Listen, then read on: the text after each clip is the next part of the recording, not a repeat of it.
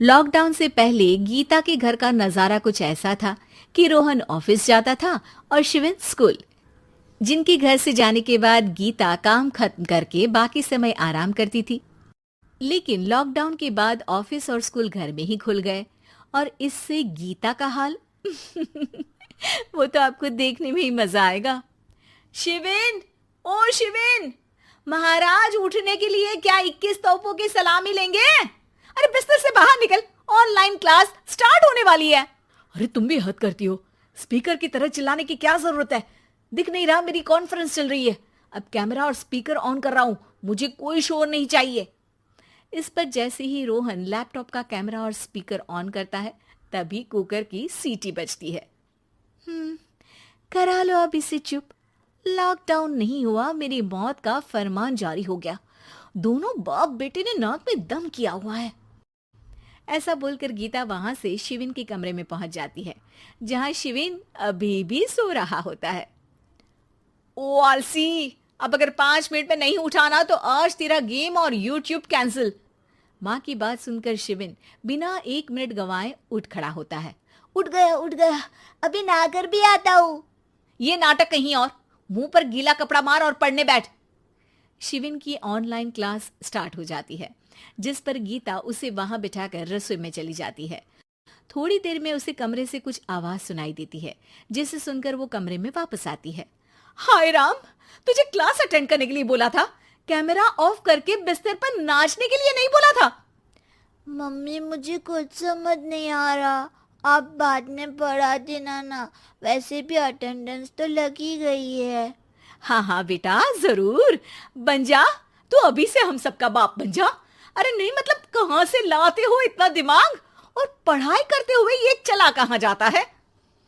Nice question, दिमाग से पूछकर बता दूंगा। शिविन की बातों से परेशान होकर गीता उसे मारने के लिए जैसे ही आगे बढ़ती है तभी वो कमरे से बाहर भाग जाता है। अब शिविन आगे आगे और गीता हाथ में चप्पल पकड़े उसके पीछे पीछे पूरे घर में दोनों घूम रहे होते हैं। इसी बीच वो रोहन के पास पहुंच जाता है और शिविन को मारने वाली चप्पल रोहन के लैपटॉप पर जाकर गिरती है। ओए माँ! मम्मी, अब पापा को चप्पल मार रही हो? वो आज तक के रिपोर्टर, चुपचाप जाकर क्लास अटेंड कर ले, नहीं तो अगली तेरे पीछे लगेगी। इस पर शिविन वहां से चला जाता है, जिसके बाद रोहन गीता से कहता है, इस सर्कस के लिए कुछ बोलना चाहोगी?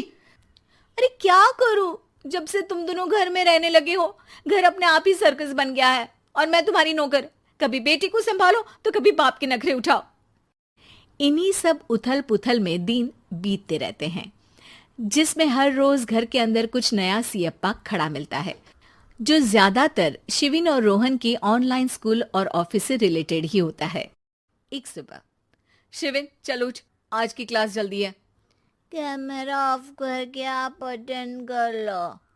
अरे ऐसे छित्तर पड़ेंगे, दादी नानी सब एक साथ याद आ जाएंगी। गीता की लाख मशक्कतों के बाद क्लास तो खत्म हो जाती है, लेकिन उसके बाद शिविन फोन इस्तेमाल करते हुए इंस्टाग्राम रील बनाने लगता है। रसोड़े में कौन था? तुम थी, मैं थी, कौन था? कौन था? हाँ, मैं गरीब हूँ।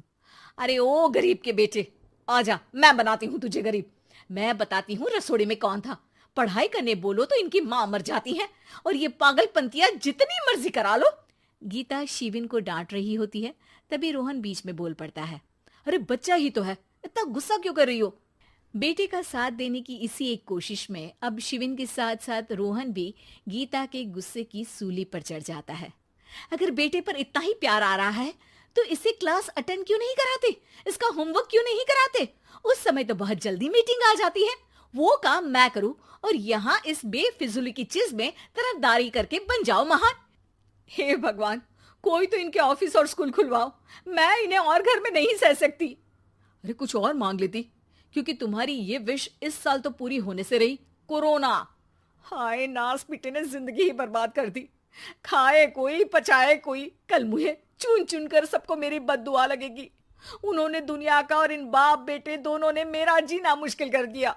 गीता वहां से चली जाती है, जिसके बाद रोहन शिविन से कहता है, अरे तुम्हारी मम्मी इतनी भड़की हुई क्यों है?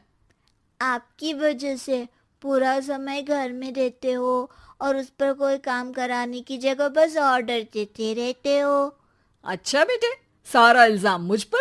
पूरा दिन तो वो तुम पर ही चिल्लाती है। हाँ, मतलब दोनों का 50-50 है, कुछ करना पड़ेगा। वो कहते ना, make the best out of worst. I have an idea. वैसे तुम्हारी माँ सही कहती है, बहुत जुबान चलाने लगे हो, कम बोला करो। अगली सुबह रोहन और शिवेन अपनी गलती को सुधारने के लिए गीता के उठने से पहले घर का आधा काम खत्म कर देते हैं, जिसे देखकर गीता खुश हो जाती है और फिर बाकी बचा काम वो तीनों मिलकर पूरा कर लेते हैं। जिसके बाद अब वो सब मिल बांट कर हर काम में एक दूसरे की मदद करते हुए लॉकडाउन का मजा लेने लगते हैं।